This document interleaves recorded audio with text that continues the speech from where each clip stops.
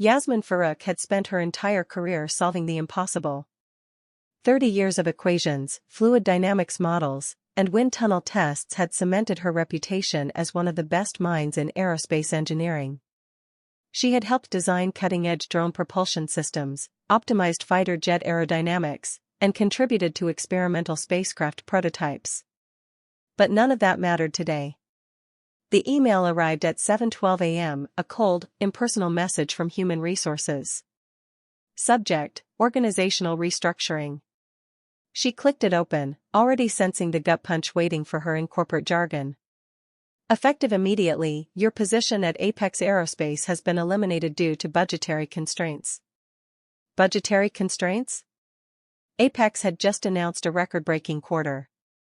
Yasmin inhaled slowly, keeping her hands steady on the desk. This wasn't about the budget. This was about the presentation last week, the one where Eric Carter, a junior engineer she had mentored, had presented her work on next-generation turbulence reduction. The same project she had spent the last 3 years perfecting, now headlined under his name. She minimized the email and pulled up the company's patent database. There it was, her research, her equations, her life's work, officially filed under Carter's name, with 2 other junior engineers listed as contributors. Her name was nowhere. Her throat tightened. She had seen this happen before, countless times in her career. But she had never imagined it would happen to her. Not after decades of loyalty. Not after pushing through every systemic barrier placed in her way. She glanced down at the nameplate on her desk. Dr. Yasmin Farouk, Senior Aerospace Engineer. A title she had fought for. A title that meant nothing now. Outside her office, engineers bustled down the halls, coffee cups in hand, discussing simulations and propulsion models. The work would continue without her, as if she had never been there at all. A quiet fury settled in her chest. They thought she would walk away quietly. That she would take the severance, disappear, and let her legacy be rewritten under someone else's name. They were wrong. Yasmin stared at the severance package attached to the email. A generous sum, designed to buy her silence. It was standard practice, Apex had done this before.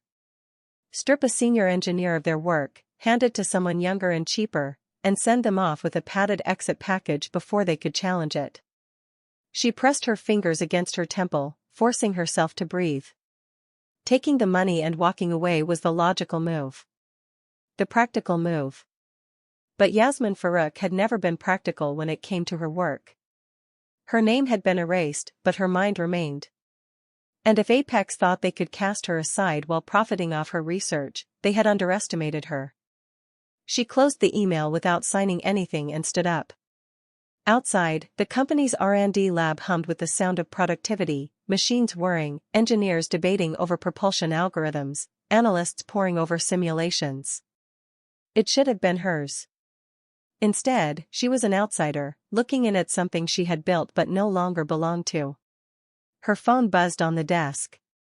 It was a message from Mei Zhao, another senior engineer who had quietly left the company 6 months ago. I heard. Call me. Yasmin hesitated for only a second before dialing. Mei answered on the first ring. They finally got to you, huh? Yasmin let out a bitter chuckle. You make it sound inevitable. It is. Apex doesn't keep women in leadership past a certain age, especially not ones who outthink the boys. They squeeze everything they can from you, then toss you aside. That's how it works. Yasmin stared out the window. They filed my patent under Carter's name. Mei exhaled sharply. I figured. That's why I left. They did the same to Priya before she walked. Same to Angela. You were just the last one standing.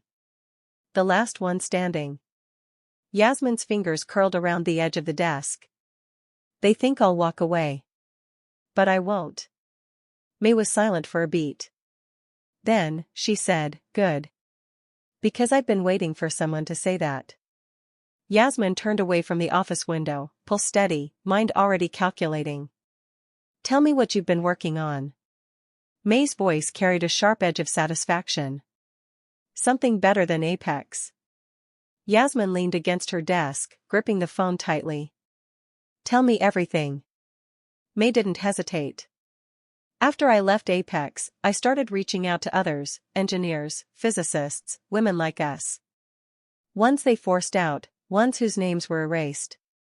We've been working underground, pooling ideas, resources. We call it AeroFlux. The name was unfamiliar, but the concept wasn't.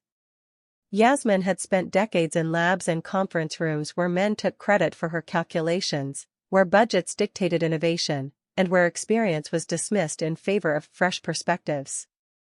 The fact that someone like May had built an alternative meant the problem was bigger than she had realized. What's the endgame? Yasmin asked. We're designing prototypes, testing new models, things Apex wouldn't fund because they weren't immediately profitable. We're small, but we're making progress. The problem is, we need someone like you. Yasmin frowned. Like me? Someone who doesn't just design parts, but sees the whole system, May said. You're not just an engineer, Yasmin. You're a visionary. That's what Apex is afraid of. For the first time in days, Yasmin felt a flicker of something close to purpose. Still, she wasn't naive. What's stopping Apex from shutting you down if they find out? May laughed dryly. That's the best part. We're playing by their rules. Everything we do is open source, crowd-funded, and backed by independent investors. No corporate ownership, no patents being stolen. If we make something revolutionary, we own it. Yasmin's mind raced. Apex had spent years suppressing disruptive technology in favor of government contracts and slow-moving defense projects. If AeroFlux had a breakthrough, Apex wouldn't be able to absorb or bury it. And that meant there was finally a way to win. Where are you based? Yasmin asked. Outside Houston. We've got a small facility, nothing like Apex, but it's ours. Yasmin exhaled. Leaving meant burning every bridge she had spent decades building. But staying meant accepting defeat, allowing herself to be erased. There was no real choice at all. I'm in, she said. May's voice broke into a grin. Good. Because we have work to do. 2 days later, Yasmin stepped out of the airport into the thick Texas heat, a single duffel slung over her shoulder. She had packed light, just enough to get started. The rest of her life, she would build from scratch. May was already waiting outside baggage claim, leaning against a battered gray pickup. She looked different from the last time Yasmin had seen her, looser, more sure of herself, with a quiet confidence that hadn't been there at Apex. Yasmin wondered if she would feel that way too, given time. As she climbed into the passenger seat, May grinned. Welcome to AeroFlux. The drive out of Houston was long, the city lights fading into flat, open land. May filled the silence with updates, about their team, their progress, the setbacks. Yasmin listened, half her mind still replaying the moment she'd left Apex's headquarters for the last time. Our biggest challenge is manufacturing, May was saying. We have concepts, but large-scale production requires serious capital. Yasmin glanced at her. What's your timeline? May hesitated. Honestly? It depends on you. We have designs, but we need someone to bring them together, to turn them from theory into reality. She didn't have to say it. Yasmin knew the weight of expectations that came with her reputation. For years, she had been the unseen force behind Apex's biggest breakthroughs. Now, that pressure belonged to her alone. The facility was nothing like Apex's sprawling research center. It was smaller, repurposed from what had once been a storage warehouse. But it was theirs. And that made it infinitely more valuable. Inside, a handful of engineers, mostly women, some younger, some seasoned professionals like herself, were bent over drafting tables and workstations, the air humming with quiet determination. When May introduced her, Yasmin saw the recognition in their eyes. Not just as a name they'd heard, but as someone who had been where they were. Someone who had fought the same fights. She shook hands, exchanged nods. Then May led her to the back of the facility, where a large sheet-covered structure dominated the space. May pulled back the tarp, revealing a sleek, unfinished prototype, a test model unlike anything Apex had ever let Yasmin build. "This," May said, running a hand along the smooth carbon fiber edge, "is where we take them down." Yasmin stared at it, feeling the familiar pull of design, of potential, of revolution. She smiled. "Let's get to work." Yasmin sat in the corner of the makeshift office, her eyes fixed on the old whiteboard she'd salvaged from a university surplus sale.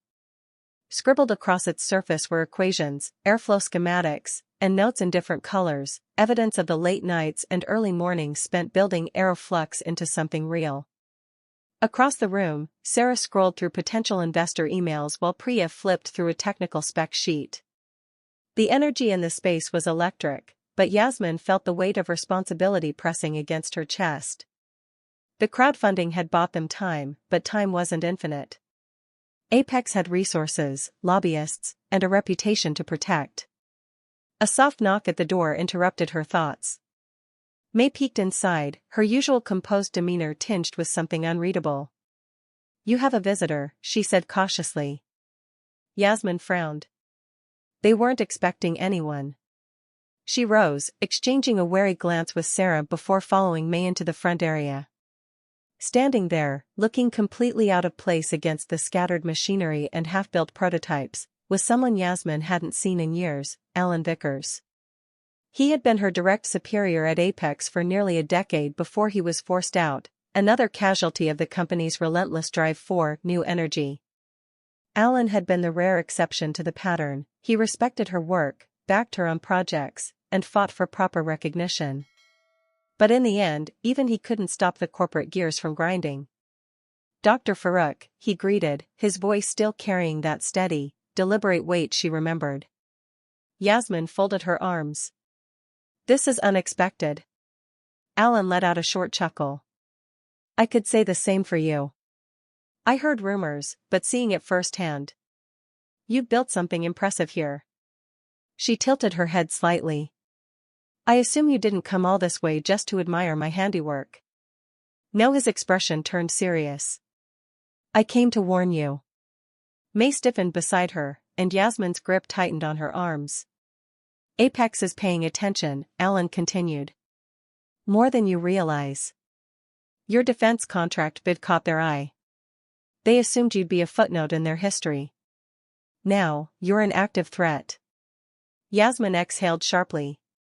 She had anticipated resistance, but knowing Apex was already reacting meant the battle was moving faster than she expected.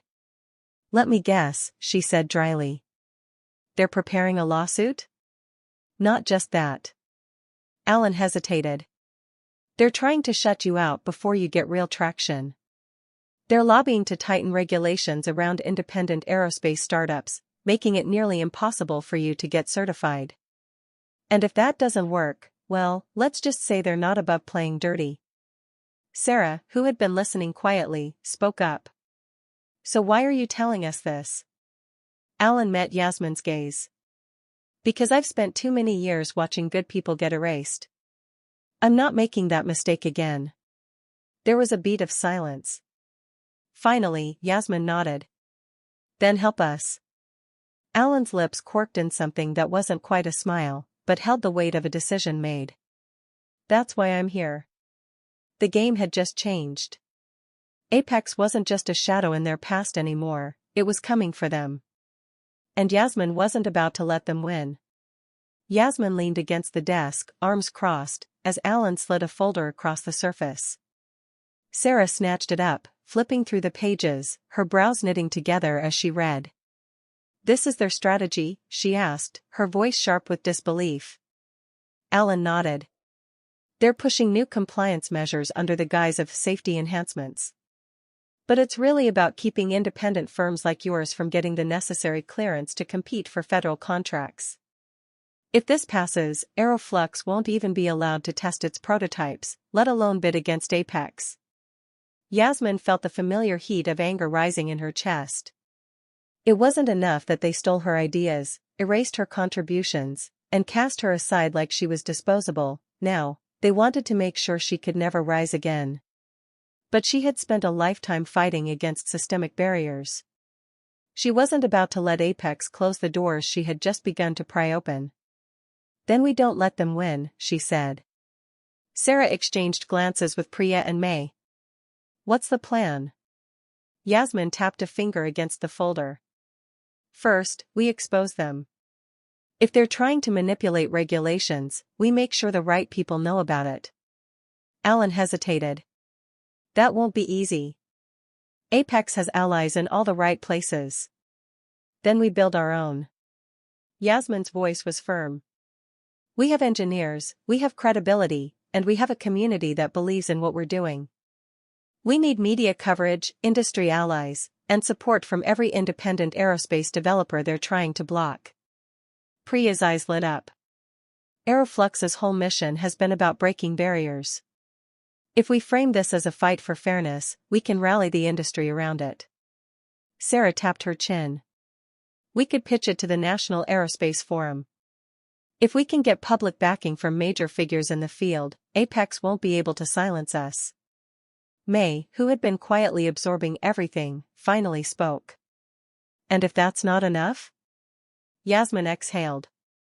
"Then we hit them where it really hurts." She turned to Ellen. "Apex is only as strong as its contracts. If we can outmaneuver them, prove that we're more innovative, more adaptable, and more cost-efficient, we don't just compete with them. We replace them." Alan studied her for a long moment before nodding. "You really believe you can do this?" Yasmin met his gaze, unwavering. "I don't believe. I know." For the first time in weeks, the tension in her shoulders eased. The war had begun, but for the first time, she wasn't fighting it alone. 3 months later, AeroFlux stood on the precipice of its biggest moment, the final bid presentation for a multi-million-dollar defense contract. This was more than just funding. Winning meant reshaping the aerospace industry and proving, once and for all, that innovation wasn't reserved for corporate monopolies. Losing meant fading back into obscurity, a footnote in Apex's long history of crushing competition. The conference room was expansive, its floor-to-ceiling windows casting sharp lines of light against the polished table. Seated across from Yasmin's team was a row of Apex executives. At the head sat Mark Reynolds, the man who had stolen her work, her credit, and nearly her future. Mark leaned back in his chair, arms crossed, his signature smirk in place. "I have to admit, Yasmin, you surprised me. But let's be real. A community-funded group of engineers? You really think you can outbid us?" Yasmin smiled, placing a thick binder on the table. "I don't think, Mark. I know." She clicked the remote in her hand, and the screen at the front of the room lit up. Data points, schematics, and performance metrics flooded the display. AeroFlux's prototype wasn't just functional, it was revolutionary. More efficient. More sustainable. More cost-effective. Murmurs filled the room. Even members of the selection committee exchanged intrigued glances. Apex's representatives, however, sat stone-faced. Mark's smile faltered, but he forced a chuckle. "Impressive numbers. But theoretical models aren't contracts." "Oh, but they are." Yasmin tapped the binder.